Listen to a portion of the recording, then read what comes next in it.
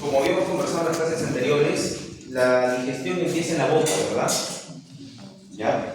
Eso deben anotarlo bien, ya que en la boca se segregan bastantes enzimas que van a empezar con la digestión.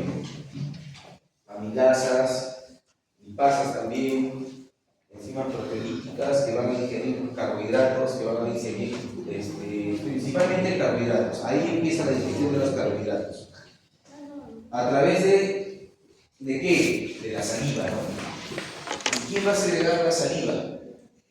Son las glándulas salivales, ¿no? Las glándulas salivales tenemos las glándulas parótidas, las glándulas submaxilares y las glándulas sublinguales, ¿sí? Entonces, esas tres glándulas que tenemos en cada lado se van a encargar de la secreción de ese líquido que va a empezar a digerir los alimentos. ¿Cómo vamos a ver nosotros que podemos tener alguna alteración de esas glándulas salivales donde va a empezar la digestión? Principalmente por síntomas que los pacientes van a decir. Por ejemplo, cuando nos dicen, doctor, ¿sabe qué? Tengo la boca seca, lo principal. O cuando como, me duele acá, ¿no? Cuando sienten algún dolor a la masticación.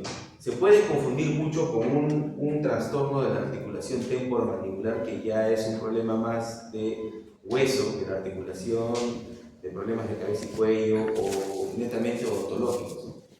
Porque están cerca de la zona. Pero ustedes deben saber bien que conjuntamente con la poca secreción salival tiene mucho que ver con estas glándulas. A veces se forman cálculos, litos en esos conductos que van a desembocar en la boca, en la mucosa de la boca, ¿ya? Son muy frecuentes, inclusive a veces nosotros expulsamos esos litos por falta de líquido o porque genéticamente así está predispuesto para fabricar esos litos, y empezamos a perforar o empezamos a lesionar ese conducto que va a desembocar a la boca y puede estenosar, y al estenosar eso también puede generar una obstrucción de los conductos de las glándulas salivales. Cuando ustedes se laceran o se hacen una herida en la piel, hay algunos que tienen una piel queloide, ¿no? ¿Saben cómo es la piel queloide, verdad?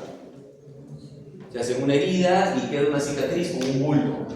Lo mismo sucede en esos conductos. Sale el hito, lesiona el conducto y ese conducto que está regenerándose empieza a estrecharse. Entonces, ¿qué pasa? Empieza a hincharse la glándula. Dentro de toda la semiología de esta parte donde empieza la digestión, pues principalmente vamos a poder ver solo la inspección, ¿ya? Y la palpación. No se puede hacer nada más a esta altura de la digestión. No podemos hacer una perfusión, o si lo vas a hacer lo vas a matar al paciente de dolor. Pero sí puedes ver y puedes palpar. A la inspección, ¿qué vas a ver? Una tumoración, ¿no? Y a la palpación puedes ver signos de flebosis. ¿Saben cuáles son los signos de flebosis? ¿No? La tetrada de Celso. Dolor, rubor, calor, aumento de volumen. ¿Ya? Esa es la tetrada de Celso. Entonces, ¿qué situaciones pueden dar alteraciones de las glándulas salivales? Esta sí va a ser pregunta de examen. Primero, litos, cálculos en los conductos de las glándulas salivales. Segundo, puede ser algunas infecciosas, como la parotiditis, ¿ya? O las paperas, ¿sí? La parotiditis te puede dar esa inflamación, que generalmente te da en la adultez, en la niñez. ¿Qué complicaciones te da? Creo que hemos hablado de eso. ¿Qué complicaciones te da la parotiditis? ¿Ah?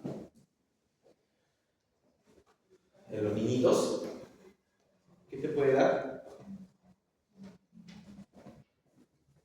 Orquitis. Y aumenta la probabilidad de orquitis mientras más edad tengas. O sea, si a una persona adulta le da paperas, le va a dar bronquitis, que es inflamación de los testículos, y a las damas, oforitis, inflamación de los ovarios. También se puede complicar con pancreatitis. ¿Ya?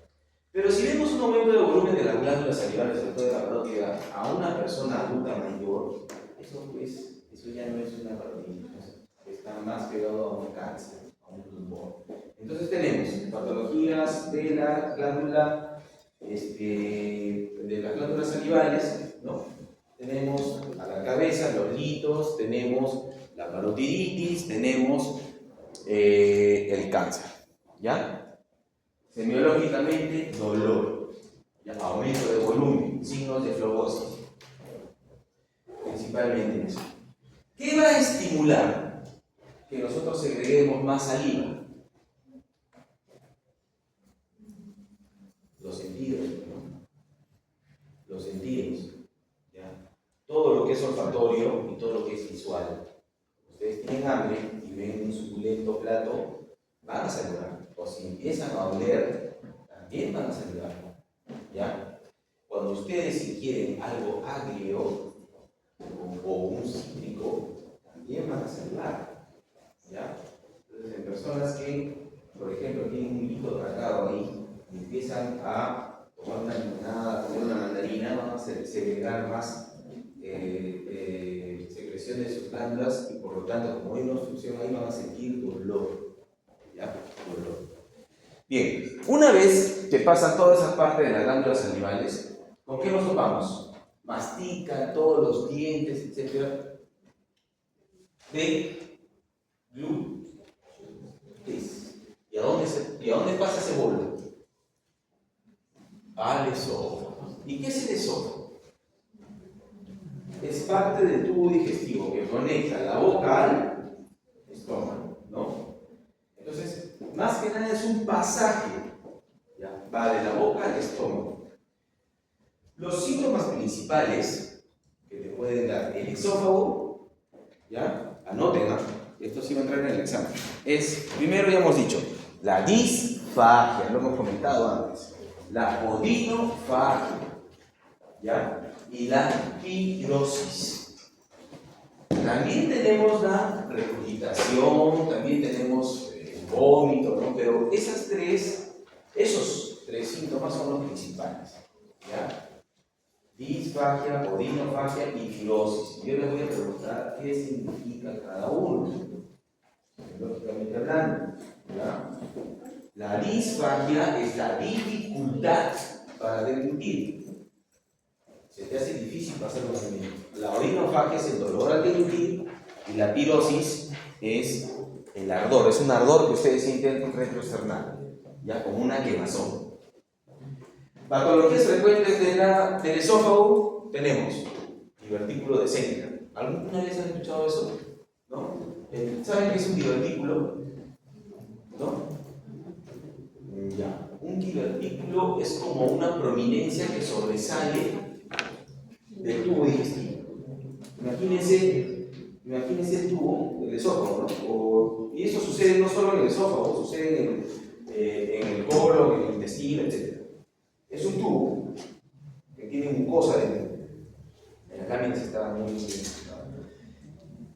Hay una alteración en la musculatura que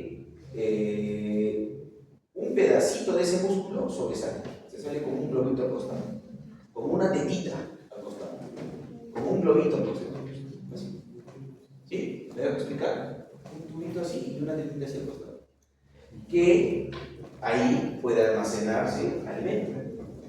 Puede quedarse restos de alimento, de saliva, de secreciones, porque el tubo digestivo secreta, manda secreciones. Entonces, ese divertículo se forma por la parte de atrás del esófago superior. Y ahí se almacena alimento, se almacena todo. Ese es el divertículo de Seneca. Síntomas: puede darte una disfagia o una odinofagia. Lo otro es una acalasia, es la segunda patología del esófago, ¿ya? Una acalasia. La acalasia es más que nada una dificultad para que se abra el esfínter esofágico inferior del esófago. El esfínter esofágico inferior, anoten esto, es la conexión que hay entre el esófago y el estómago. ¿Sí? Entre el esófago y el estómago. Ahí hay un esfínter. Ese esfínter, normalmente como ustedes de gluten, se abre y se cierra. Se abre y se cierra. Hay fármacos que pueden hacer que eso se cierre. Por ejemplo, los inhibidores de bomba de protones, como el omeprazol. Los pacientes que sufren de regurgitación o de reflujo toman omeprazol y les calma la gastritis y aparte no se regresa el contenido gástrico al esófago porque mejora esa tonicidad. Pero en la acalasia eso está muy hipertónico, no se abre. Entonces, ¿qué pasa? La comida se almacena ahí, se queda ahí y parece como si tuvieras una bolsa, no sé, de tela, de arroz, no sé, amarrada y estás queriendo que pase y estás metiendo el arroz. Entonces el paciente siente no digiere la comida, inclusive tiene regurgitación y a veces vomita contenido alimenticio, ¿no? Y tiene una halitosis brutal. O sea, la halitosis es ¿ya? Esa es la acalasia, ¿ya? Segunda patología del esófago. Y bueno, la tercera patología más frecuente del esófago es el cáncer. El cáncer de esófago es frecuente en los pacientes que tienen malos estilos de vida, que tienen antecedentes y genética muy fuerte para el cáncer de esófago, ¿no? Factores de riesgo como obesidad, tabaquismo, alcohol y tienen antecedentes también de regurgitación, ¿no? Cada vez que hay regurgitación, el ácido clorhídrico regresa al esófago. Y el esófago no tiene el mismo epitelio del estómago. El estómago tiene un epitelio tan fuerte que resiste todo el ácido que fabrica. En cambio, el esófago no. Y cada vez que tiene contacto con contenido gástrico, va cambiando el epitelio del esófago. Y se forma un esófago distinto, ¿ya? Y con el tiempo puede hacer metaplasia, proplasia y formar un cáncer, ¿ya? De ahí viene el estómago. El estómago, que es una cámara de contenido muscular, de músculo liso, ¿ya? Su principal función pues, es la digestión de los alimentos a través de toda la segregación de enzimas que fabrican la pared del estómago, ¿ya? Dentro de eso está el ácido clorhídrico, ¿sí? Las patologías del estómago son diversas, pero el de mayor porcentaje es la gastritis, ¿no? La gastritis, que es más que la lesión del epitelio gástrico. ¿Por qué? Por la constante segregación de ácido y la disminución de los factores protectores de este mismo. ¿Cuáles son los factores protectores del estómago? ¿Quién me dice?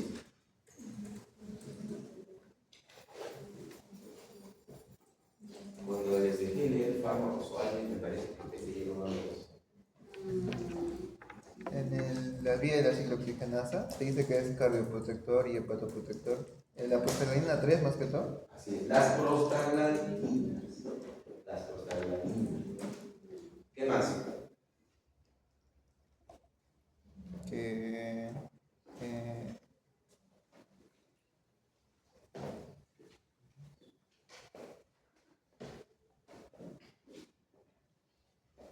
El bicarbonato. ¿Qué más? La glucosa. ¿Ya? Un par más ahí. Pero, en fin, la gastritis se da por la disminución de esos factores protectores y el aumento de los factores agresores. Todo eso va a ocasionar síntomas. El primer síntoma, ¿cuál es? ¿Qué síntomas sienten esos pacientes cuando tienen una gastritis? Pirosis. Pirosis. ¿Qué era pirosis? ¿En dónde? No, ya hemos dicho la pirosis. Acabamos de pasar el esófago. No se vayan a confundir, ¿eh? Miren, es una epigastralgia. La epigastralgia es el dolor urente. Urente.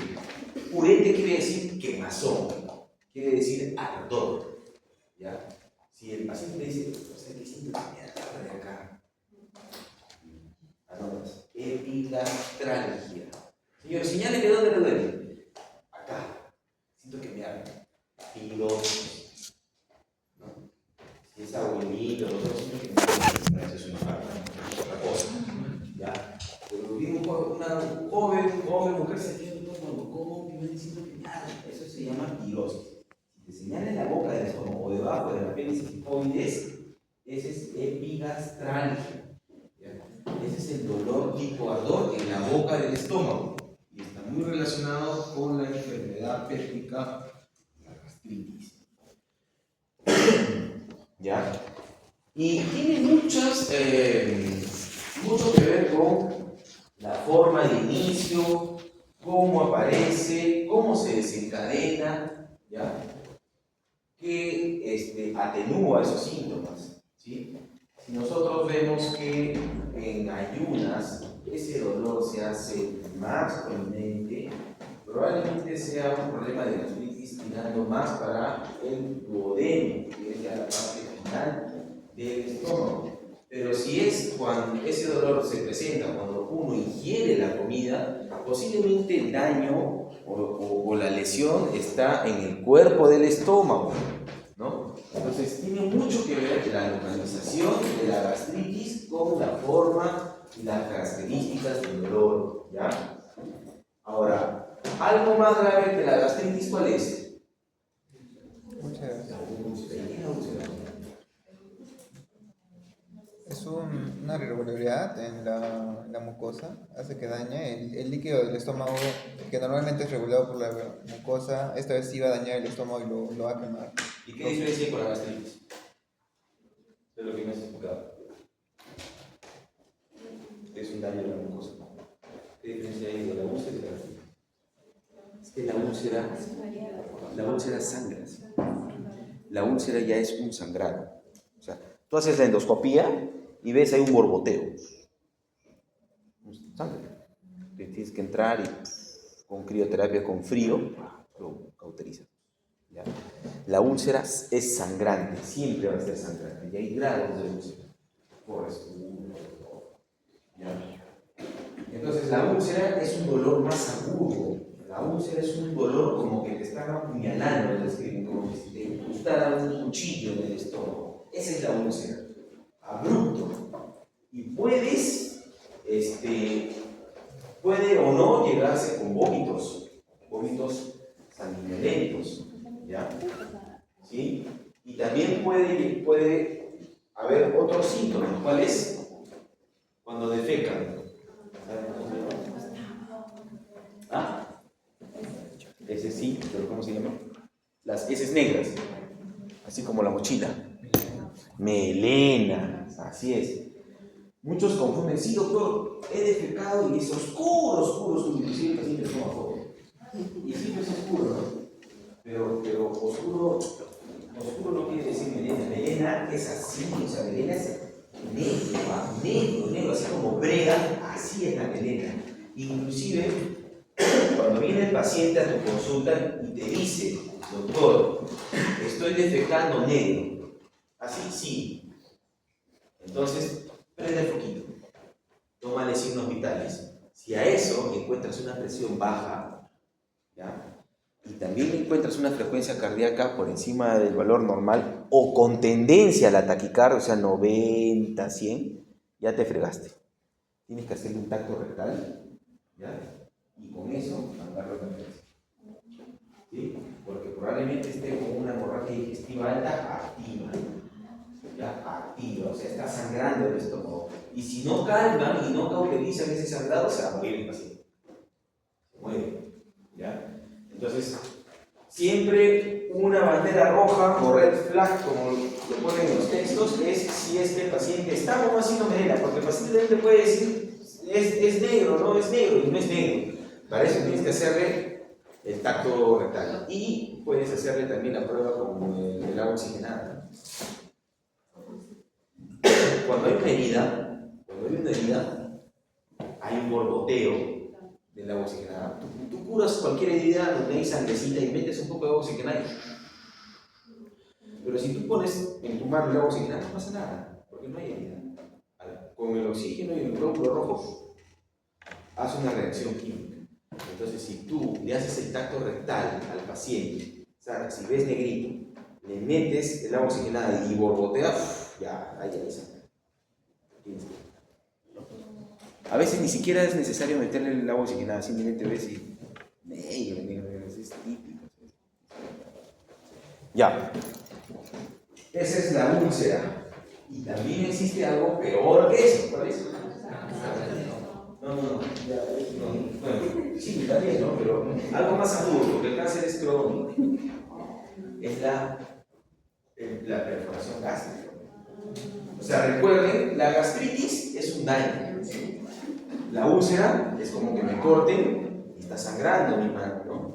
Pero la perforación gástrica es que hay un hueco acá en el estómago. Todo el estómago se perfora. Ya se perfora. ¿Y qué pasa ahí? El paciente se va a morir ni en horas, en minutos. O sea, eso es una indicación de sala de operaciones de urgencia. ¿Ya? La perforación gástrica.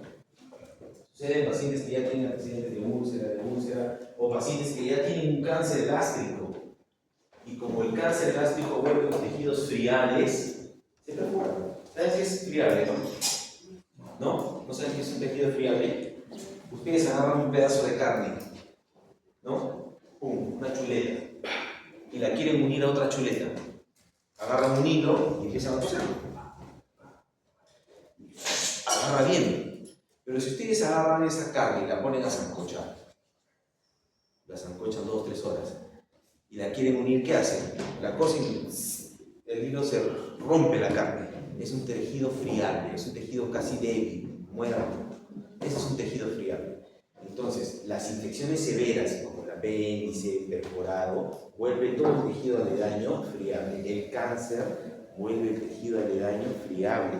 Por eso es que cuando operan cáncer, no operan ahí alrededor del cáncer, ¿no? O hacen un margen grande y se llevan inclusive hasta tejido sano para poder juntar tejido que pueda pegar, porque si no el tejido es friable y lo mismo que nada.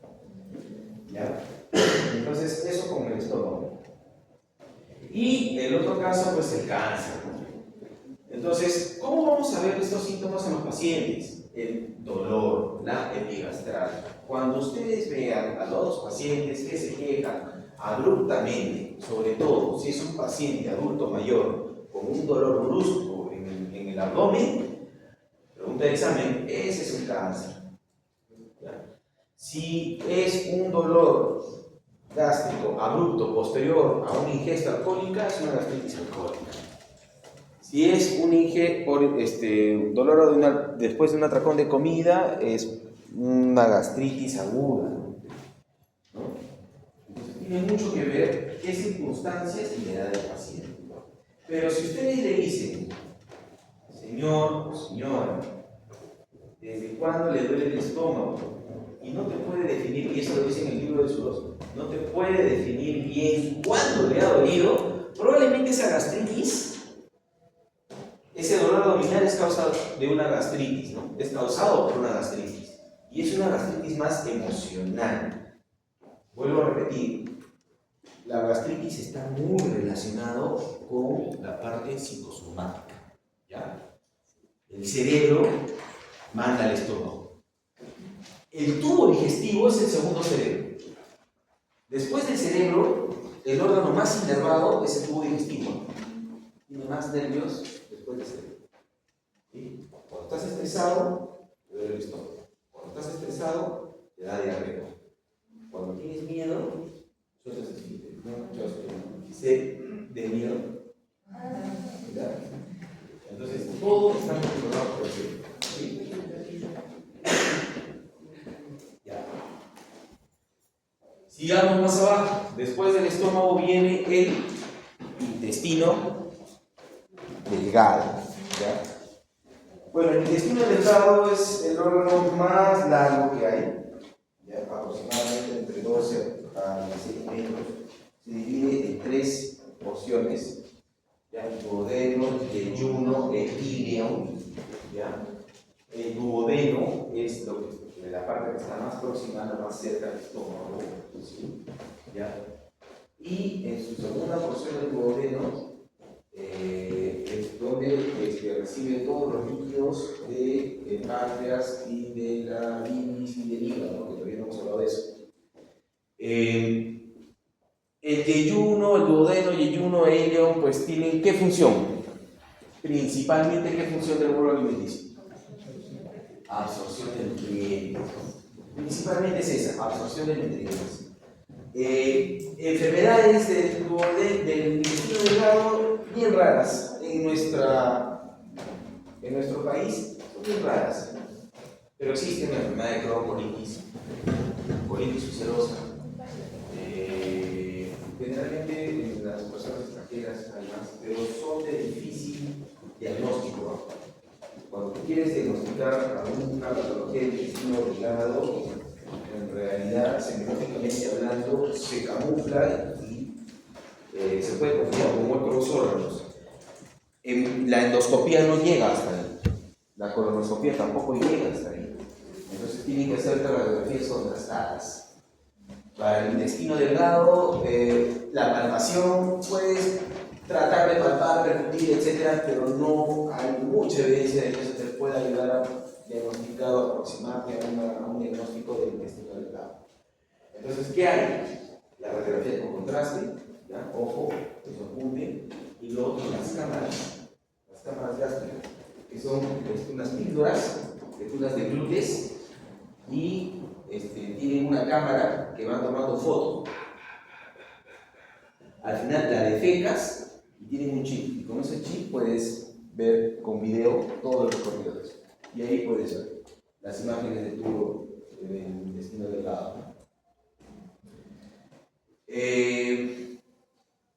Lo que sí tienen que saber del intestino delgado, el ilio se une con el colon, tienen la válvula iliocecal, ¿ya? Esta válvula iliocecal es donde más o menos los cuerpos extraños se pueden atorar y causan obstrucciones intestinales, ¿ya? Las obstrucciones intestinales pueden ser altas, medias o bajas, ¿ya? Antes era así, pero ahora último lo ponen como obstrucciones altas y bajas, ¿no? Y el reparo anatómico es la válvula iliocecal. Sigue el colon. Del colon, ¿cuál es la función principal del colon?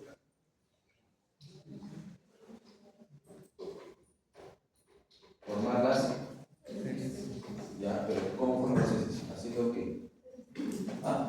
Peristaltismo, sí, también hace peristaltismo, pero si del intestino delgado la función es absorber los nutrientes, del colon, ¿cuál será?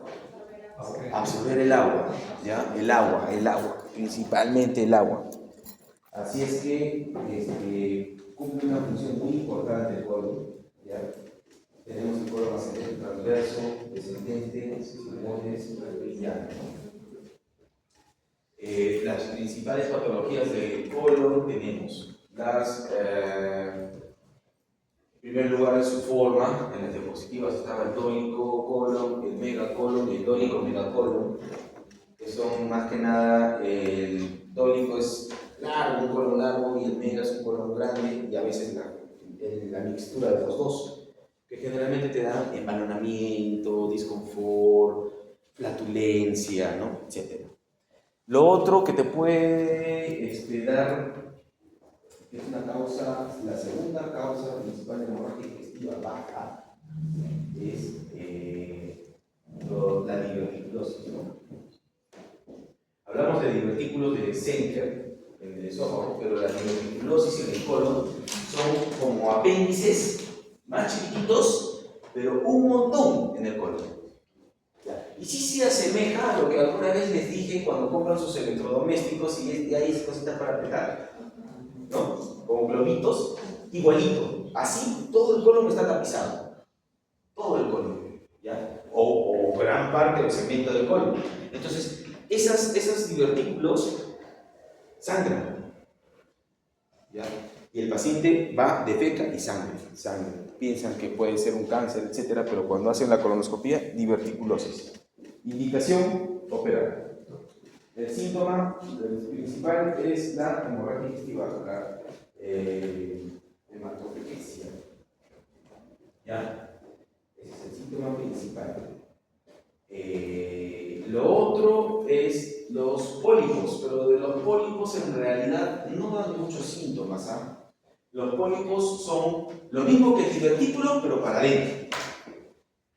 El divertículo es hacia afuera, ¿no? Este es el órgano, este es el tubo, por afuera sale el divertículo. Pero el pólipo está hacia adentro, dentro de la mucosa, dentro de la luz del colon, así está. ¿Ya? Y esos pólipos sí son lesiones que pueden ser malignas, o sea, pueden evolucionar un cáncer. ¿Ya? Así que todo pólipo debe de extirparse y verse en anatomía patológica. Pero doctor, entonces, ¿cuáles son los síntomas del pólipo? No hay síntomas del pólipo. Simplemente a toda persona mayor de 65 años, ¿ya? Debe hacerse una colonoscopia de chequeo. Así que no tenga ningún síntoma. Y antes de esa edad, si es que ha tenido antecedentes de padre, madre o hermano con cáncer del colon. ¿Ya? Ese es el problema. Otra patología del colon es, bueno, ya no del colon, sino más abajo, del recto y del ano, es la enfermedad hemorroidal, que es la primera causa de hemorragia digestiva baja. Es las hemorroides. Las hemorroides se dividen en hemorroides, esto sí va a venir en el examen, ¿no? Externas y las hemorroides internas. Las hemorroides externas pueden ser trombosadas o trombosadas y las hemorroides internas pueden ser de primero, segundo, tercer grado. Las hemorroides internas generalmente no duelen, ¿ya? No duelen, sangran y no duelen. Doctor, ¿sabe que a veces defeco y veo que hay sangre? ¿Y les duele cuando defecan? No. Ay. Puede ser un hemorroide. ¿Le haces el tacto rectal? Puedes o no palpar. Las hemorroides internas de segundo grado, doctor, ¿sabe que cuando defeco sangro? Y a veces siento un tumorcito en el recto que a veces se mete solo. Entonces, esa hemorroides interna ha crecido y a veces protruye por el recto y se vuelve a meter. ¿Ya? Y la hemorroides del tercer grado es una hemorroide grande que cuando protruye no se vuelve a meter si es que no lo hacen digitalmente. O sea, el mismo paciente a veces lo vuelve a meter. Esa es la hemorroides interna del tercer grado. ¿Ya? Esas son las hemorroides internas. Quirúrgico, grado 2 y grado 3. El grado 1 puede ser tratamiento médico. ¿Ya? Las hemorroides externas, y es lo más común, sobre todo en las damas después de dar a luz, o sea, las damas que han sufrido un embarazo, porque saben que el embarazo pues llevan en el vientre al feto, disminuye el retorno venoso, y las hemorroides no son más que varices en la zona anal, ¿ya? Y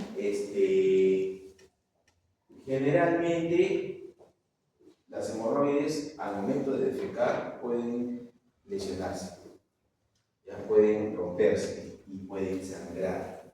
Y si sangran una hemorroides, no hay que notarle, hay que operar. ¿Ya? Lo otro es que se trombose. ¿Qué quiere decir? Que ese pedacito de vena se forma un coágulo adentro, que eso sí les va a doler, pero no van a poder ni sentarse. También es una indicación quirúrgica. ¿Ya? Y lo otro es una fisura. Las fisuras anales son muy comunes, así tengas o no hemorroides. Si sufres de estreñimiento, si no haces ejercicio, no tomas agua, no comes fibra, te vas a estreñir. Y al estreñirte, salen las heces, ¿ya? Tan gruesas y secas que pueden lacerar todo el margen anal y causarte una fisura. Y la fisura te va a doler y va a sangrar. ¿Ya? Entonces al paciente, si te dice, doctor, defeco, sangro y me duele, tienes que revisarlo. Porque bien puede ser una fisura o bien puede ser una hemorroides trombosada que puede haberse lacerado, ¿no? Entonces siempre hay que revisar. Creo que no me olvido nada más, al menos sin diapositivas. ¿Alguna pregunta? ¿Cómo diferenciar una angina de pecho de una gastritis? Ah, buena pregunta. A especialistas se les ha escapado. A especialistas se les ha escapado. Paciente diabético de mediana 50 años de edad con antecedentes de diabetes, tratamiento irregular, que va por dolor específico, dice que me duele el estómago, me arde, ¿ya? En la boca del estómago, y va al médico de su centro de labor.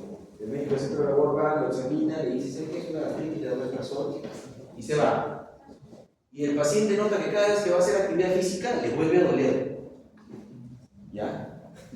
Hasta que otro médico va y le dice, señor, ¿usted qué tiene? ¿Sabe qué? Ya hace una semana he tenido esto, he ido a otro colega y me ha dado esto, me calmó más o menos, ¿sabes? Pero cada vez que voy a jugar de pichanga me arde, me sigue, se viene por acá, siento que también voy a... El otro médico se queda así, pues, ¿no? Con duda, sorprendido. Le toma un electro, porque sabe que es diabético, encuentra fue un supradesnivel ST, si es signo de que es un paro. Entonces, como hay un supradesnivel ST, al paciente le explica lo que tiene, el paciente no cree lo que tiene, piensa que le están bromeando, al final le realizan la referencia al INCOR y después de 6 meses es operado a pecho abierto porque le hicieron un cateterismo que tiene más de 2 arterias tapadas. El cateterismo te visualiza con las arterias que están tapadas. Entonces, si hay menos 1 o 2, te hacen un stent, pero si hay más de 2, tienen que operar, tienen que abrirte el tórax y hacerte un bypass. Entonces, moraleja, todo paciente diabético que le duele el pecho tiene que ver a un cardiólogo o un médico internista o un médico familiar entrenado para que pueda descartarle que tenga algo cardíaco. ¿Ya? Algo cardíaco. De cajón. Nunca le digan, sí, te doy el pecho, toma paracetamol, toma... No. Y es diabético o hipertenso, se van a meter en muchos problemas. Médicos se han metido en esos problemas. Entonces hay que ser sí bien juicioso en eso. Me estaba olvidando de la parte hepática, de la parte del hígado. ¿Ya? Los síntomas más comunes del hígado, en realidad el hígado es el gran laboratorio del cuerpo. El hígado es el órgano que va a fabricar la bilis y va a ser almacenada en la vesícula. La vesícula cumple la función, pregunta de examen, de almacenamiento y maduración de la bilis. ¿Ya? En la vesícula se pueden crear cálculos biliares cuyo síntoma principal es el dolor en fosa iliaca en el hipocondrio derecho. Un dolor tipo artrótico, un dolor tipo cólico, generalmente posterior a la ingesta de grasa. ¿Ya? ¿Ustedes piensan que los cálculos se forman por comer mucha grasa? ¿Por qué piensan que se forman los cálculos en la vesícula? Escucha, quien me responde eso, ya no da el examen.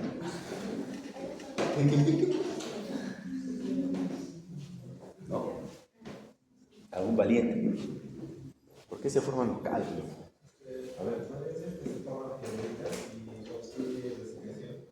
Claro, sí, ¿por qué se forman las piedras?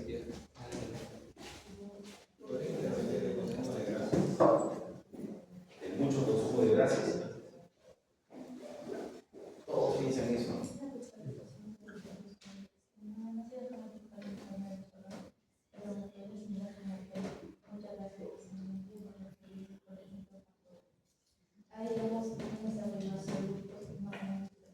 Exacto, ya tú me has dicho la fisiopatología de cómo se forman los cálculos.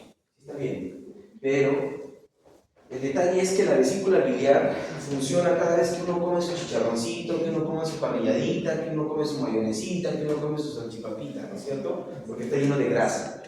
¿Ya? Y cuando tú comes eso, la vesícula empieza actuar y a botar su bilis, para que esa bilis se segregue en el duodeno y empiece a transformar todos los lípidos que tú has comido.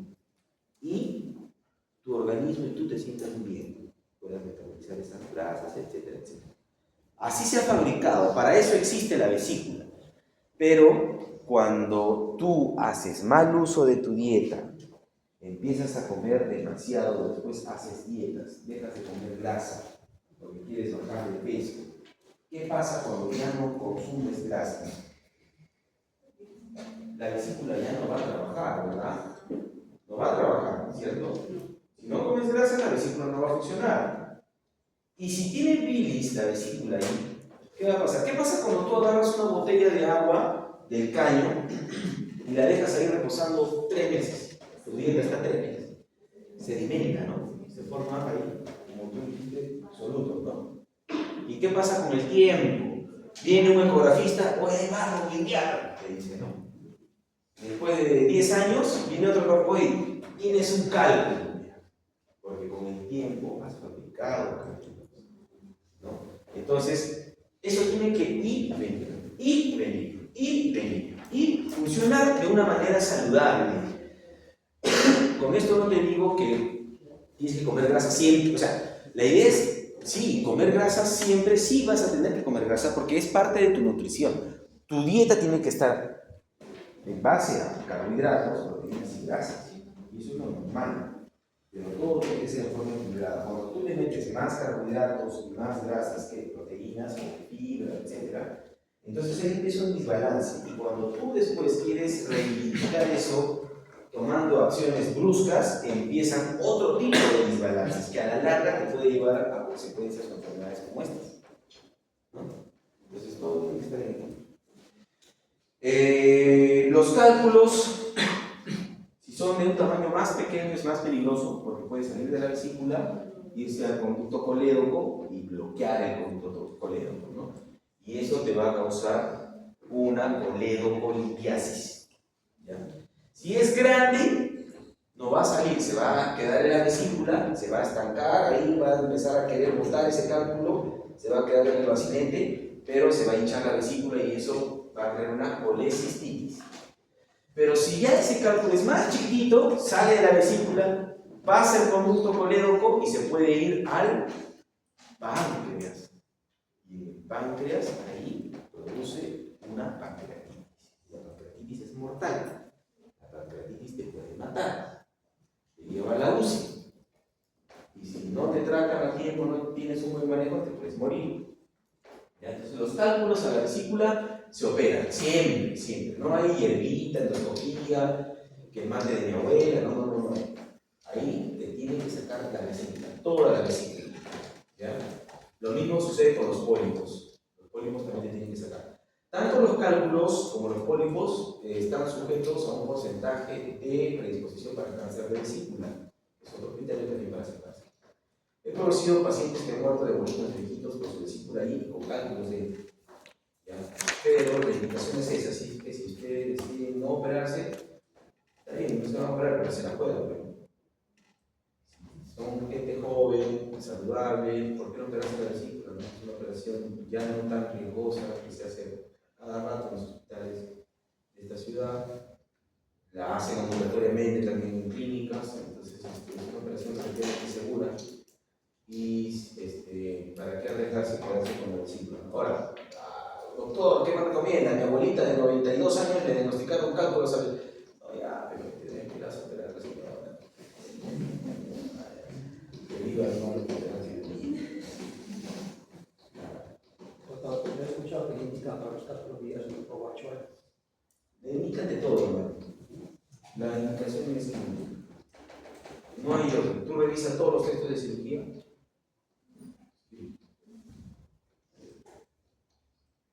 Puedes darle todo lo que tú quieras, pero el cálculo va a seguir ahí. Ojo, que ha sucedido mucho esto, ¿no? Les comento un caso, y de estos hay varios. Viene un paciente, doctor, ¿sabe qué? Me he curado de los cálculos con esta hierbita, el robachol, lo que sea. ¿Así? Sí, mire. Y viene con una ecografía de abdomen de un médico general, ¿ya? Un médico general que ha hecho un curso de ecografía, él ha hecho una ecografía del paciente y le ha puesto cálculos de tal. Entonces este paciente fue al naturista y le dieron hierbas y después de 2 años se volvió a hacer un chequeo, pero ahora fue con un imageniólogo, un médico general que hizo una especialidad en imágenes, que te lee petomografías, te lee ecografías, te hace todo, ¿no? Y le hizo una ecografía donde no encontró ningún cálculo, ¿no? Y le dice, señor, usted no tiene cálculo. ¡Me curé! Eso es lo que sanó. Pues, ¿qué pasó ahí? El primer ecografista que